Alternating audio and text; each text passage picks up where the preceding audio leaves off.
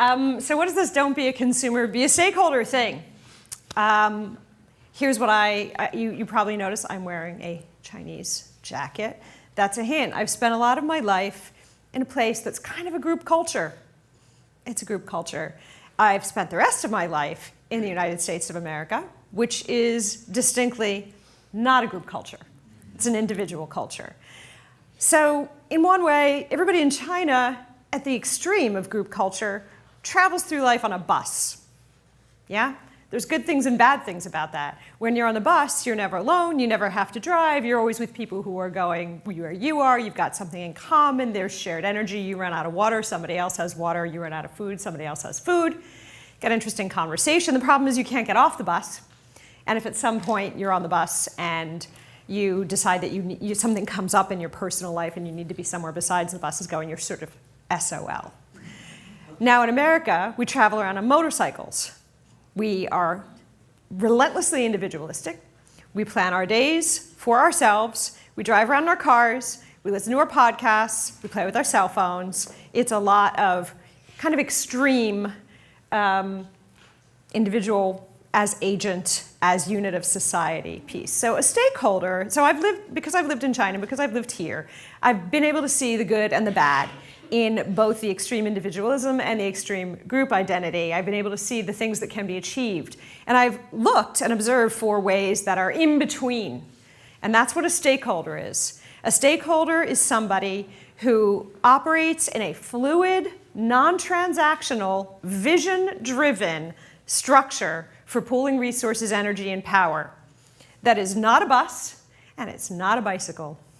So what I'm here to talk about is the things that I saw in China, pulling 700 million people out of poverty, building world-dominant sectors in telecommunications, renewable energy, all sorts of things, from pretty much nothing in 25 years. Well, how did they do that? Well, they did this thing called stakeholder engagement, and that's what I'm here to talk about. That's what Albany Can Code is based on.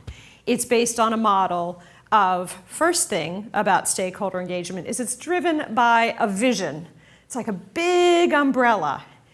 Now, if you start something in the US, you're supposed to have a mission statement, but there's problems with that. A mission is restrictive.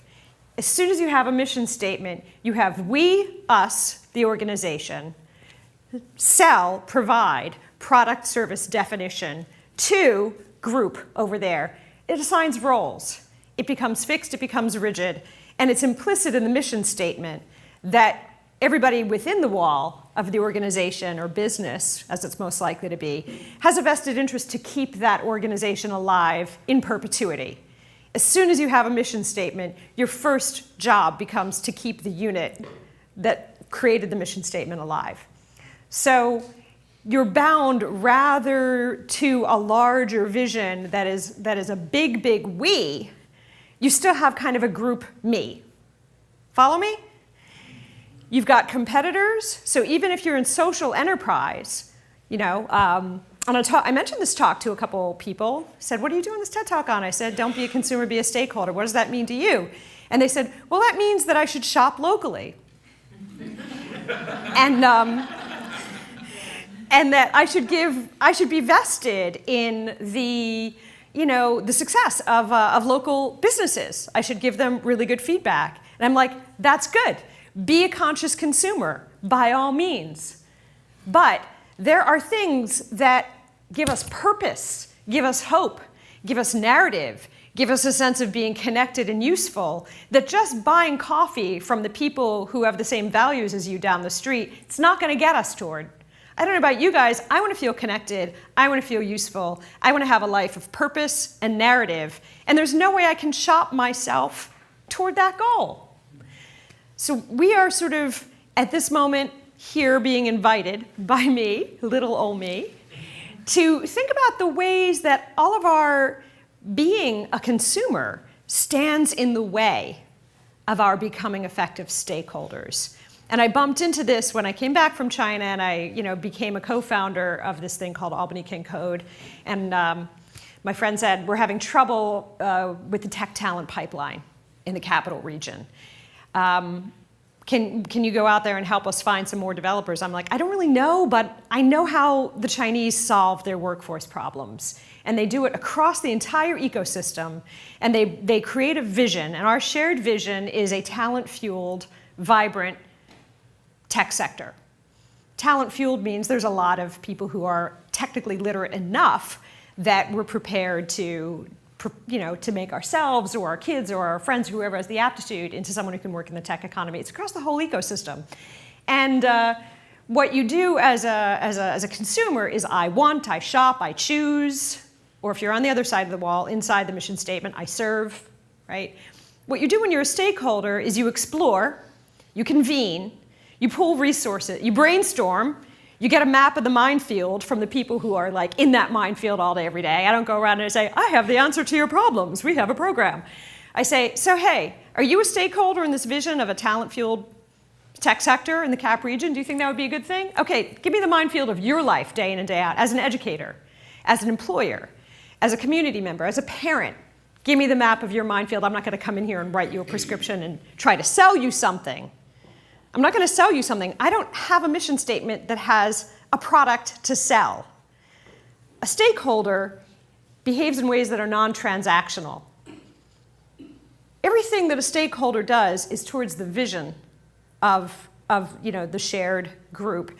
Everything that a stakeholder does is a combination of giving and receiving. There aren't these defined roles that consumers have. And when I started going around with Albany Can Code to convene and explore and brainstorm and pilot, people would say, I don't get it, what are you selling? Or like, what does it cost? I said, I don't know yet. You give me, let's talk about the map of the minefield. Let's everybody put it all out. Let's define the problem in a way that it's solvable, and let's figure out what resources are missing. Let's see what pieces of the puzzle are already here, because we don't need to fix it if it's not broken. And let's find the pieces that are missing and figure out how we put them together. And then let's empower people to run with that vision. So that's kind of what being in a consumer frame of mind obstructs. It's a bit of a barrier. It tends to, this mindset of always either selling something or buying something, it gives us a lot of habits of thinking and seeing the world. What's in it for me? What am I getting? Wait a minute, I don't understand. I thought you were working with K-12. Are you doing workforce too? What's your line of business? Where's the money come from? How much does it cost? Because a minute ago, this looked like it could cost $10,000, and now it looks like it only costs $500. You're all over the map. And I'm like, we're just defining the scope of what we need to do here. So it's fluid. Being a stakeholder is a we positioning rather than an I want, I shop, I choose. You don't really it's a fluid situation. It's not about the perpetuation of Albany Can Code. When I sat down with the founder of Albany Can Code a year and a half ago when we started this, Anne-Marie Lannacy, I said, I'll do the operational part, but maybe for just like 2 years. And she said, why only 2 years? And I said, because in 2 years from now, it's not going to be necessary anymore. Everyone in the CAP region will be like up to speed, and all the stakeholders will be empowered, and they'll be running with it, and we will have built all this capacity. And she's like, no, you're from Shanghai. It takes a while here. So it might be, it's going to be more than 2 years maybe, but I'm really not wedded to the survival of Albany Can Code. I'm not building an empire. I'm not accumulating capital. This is a stakeholder engagement initiative where everybody who's got some ideas, a map of the minefield, some resource, some creativity, some skin in the game to having a tech sector in this region, so that we can be sort of regionally relevant and competitive, and more the locals who have talent and aptitude and motivation for this get skilled up, so that software isn't just, run by white male nerds with 4-year computer science degrees and 10 years of experience who we have to recruit to come back to the region after they leave. Oops, I offended somebody. Everybody who's got skin in that game, come to us. We'll brainstorm, we'll pilot, we'll chase the vision, and we won't be selling and buying and transacting. We'll be stakeholders engaging together. And I don't think that was 18 minutes, but that's pretty much all I have to say.